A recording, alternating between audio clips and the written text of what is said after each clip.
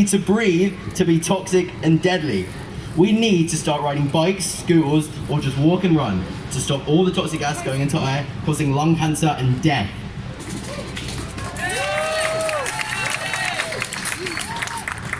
Animals can't help with climate change.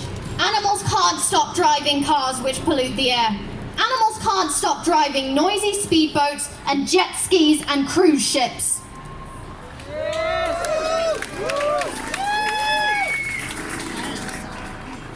If it has an effect on me, how much would it affect 4 little innocent animals? When we are watching the news, we see things about everything but the detrimental effect we have on the environment. A few days ago, we could probably recite every little thing about Brexit. This shouldn't be the case. My grandchildren may never see elephants or tigers or sloths. They will never know what a rainforest is, or clear skies, or beautiful lakes. But we can change that. They deserve to have the same experience that I have at the moment. But if we keep doing what we're doing, everything will vanish in front of us. First the land, then the animals, then us. Why do we let this happen? Ignore the problems. Ignore we all have the same origins. We push people away. We don't let people stay. We're afraid of a different belief or race, fighting for the tiniest trace. Trace in history. History of what? Most psychopathic moment. Who wins the prize? Not the one saving lives. We all have the same things keeping us alive. So instead, let's hold hands and strive. I love the earth and everything that lives. I love the plants and the beauty each one gives. I love the animals and the fishes in the sea. Why I am planting this earth if ever this shall be. Everything is connected. Everything. Our planet is like one big organism. It's one huge ecosystem, and an ecosystem, like machines of a watch, has exactly the right pieces for it to keep running smoothly. Change one tiny cog, put one tiny part out of place, and the whole system collapses. Everything is a part of everything, and we humans are somehow not separate. We need to start working together. Dear Earth, I'm writing a letter because I want to tell you how I think we can make the Earth a better place. The first thing we need to grasp is that this situation is much bigger than what we understand. It's on a larger scale than anything we've ever faced before. It makes our human wars, our economy, and our social wars seem like such small, irrelevant problems, which in the face of what is heading our way, they are. Let me ask you this. What use will a smart car be when there's no longer any clean air to breathe because we've cut all the trees down? What use will a successful job be when there are simply no more resources? We are still so stuck in all our human problems and issues, fighting wars against each other, trying to keep our economy afloat. But what use will any of that be when food and water begin to run out, or when there are sudden devastating weather outbursts and consistently rising sea levels, and the remains of what used to be ice caps? When all the soil is too toxic to grow any more from all the pesticides that have been sprayed on it for so many years. When all the rivers and water resources are contaminated with toxic chemicals. This is heading our way. This is imminent and absolutely real.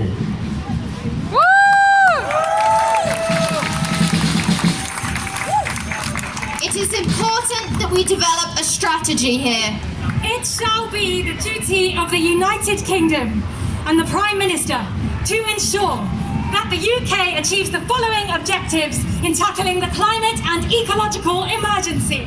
The strategy must actively reduce emissions to the lowest feasible levels according to the best scientific evidence. The strategy must include and take into account all of the UK's consumption. The strategy must not disproportionately impact deprived communities. The Prime Minister, the Secretary of State, and all other appropriate ministers of the Crown must take all appropriate measures to reduce the United Kingdom's emissions, restore and regenerate its soil, biodiverse habits and ecosystems, and reduce its overall anthropogenic impact. If, having pursued the strategy, the UK breaches its duties specified in the objectives, the Prime Minister must take steps to rectify the situation. This Act extends to the whole of the United Kingdom. This Act comes into force on the day in which it is passed. Dear government, the time is now, not in the next 5 years. Now, time has been wasted doing nothing. People have known we need to change for years. Nothing has. That's why we are standing up and making our voices heard. Don't tell us to stay in school because we are clearly educated enough to recognize that something needs to be done. This is an emergency.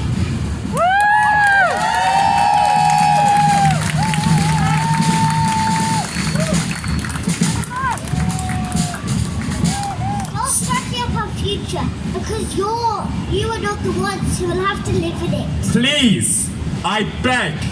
She begs. He begs. Greg from work begs. Pat from school begs. Johnny from the Sainsbury's checkout begs. We all beg. On behalf of our planet, we beg. Don't be the person who's standing back, watching as other people do their work. We will not let the earth we live on be destroyed so easily. Dear British government, since I am not old enough to vote, I feel that it is necessary that I remind you that you alone hold our fate and our future children's fate in your very hands. This leaves us youths in the position of asking the important question: are you willing to do anything about it? You may think that you're simply one small positive droplet in an ocean of troubles. A droplet that can't do anything. But if you search our ever-expanding ocean, you'll find millions of other small droplets with the same mindset as yourself. Together, you form a sea in an ocean.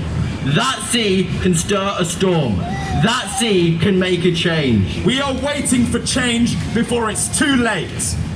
Help me catch our world. Save our planet.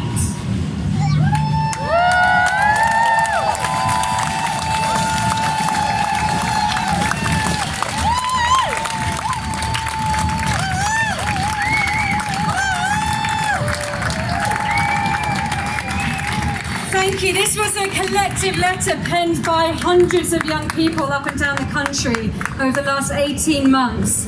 And let's just give a massive round of applause to those young children that can't be here today and the 9 brilliant speakers who have voiced their concerns.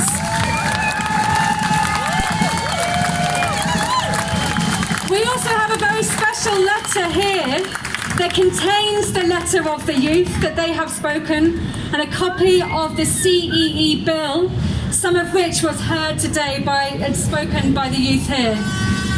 We've got a guest here that's going to speak, and we ask for Ren, if you could hand this letter to our next speaker. I think Days may be introducing, she's just over here. Days, would you like to come and introduce our speaker? And we have a very special letter to give. Thank you so much. Can we get our next speaker, Caroline Lucas?